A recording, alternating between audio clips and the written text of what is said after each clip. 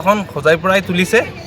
তাক লৈ সকলোকে মই এই যে ঈদগার স্থান এই স্থানও প্রায় 7টার সময় প্রায় 10 থেকে 12,000 মানুষে এই ঈদের নামাজ আদায় করবা মাশাআল্লাহ ভাই নকল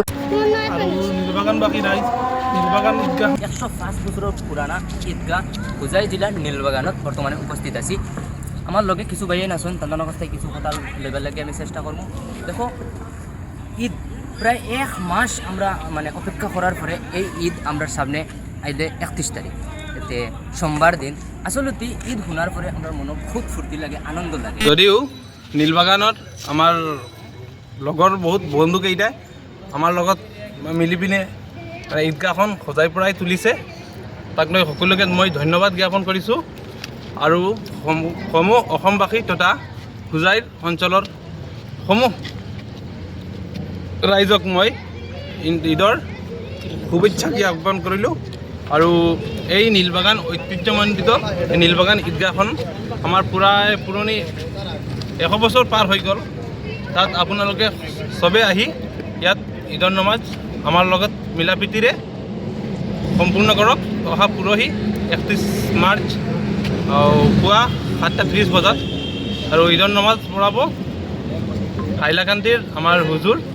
ৰুহুল ইছলাম নদৱী চাহাব গতিকে ইয়াতে মই মোৰ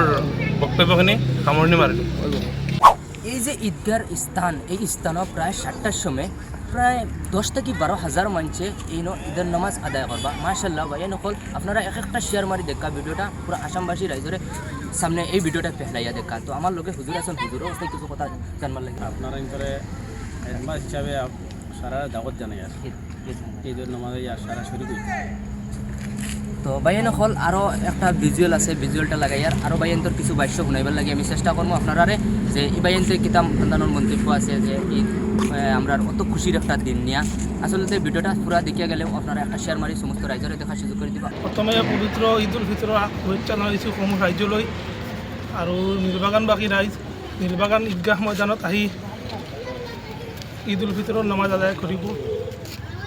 আসলে ঈদ শোনার পরে আমার মনে খুব ফুর্তি লাগে আনন্দ লাগে আসলে কিনা কই ভাই আসসালামু আলাইকুম রহমতুল্লাহ